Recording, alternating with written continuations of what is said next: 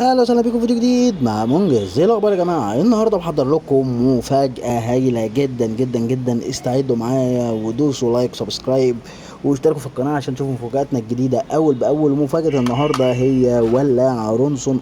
ماشي، انا عارف ان انا قدمت ولاعه رونسون قبل كده، ولكن المفاجاه بقى الهايله في الولاعه دي ان هي لسه جديده زيرو بعلبتها بكل حاجتها. زي ما احنا شايفين علبه الرونسون الاصليه، تمام، بتتفتح بالشياكه دي بالطريقه دي كده. الولاعه زي ما احنا شايفين ولاعه رونسون باللون الكحلي، حاله ممتازه ممتازه ممتازه زي ما احنا شايفين من الوش ومن الظهر بتاعها. والولاعه شغاله وبكفاءه تامه. اسمع كده صوت الترس وتكته. نوطي النار بتاعتها من المكان ده كده.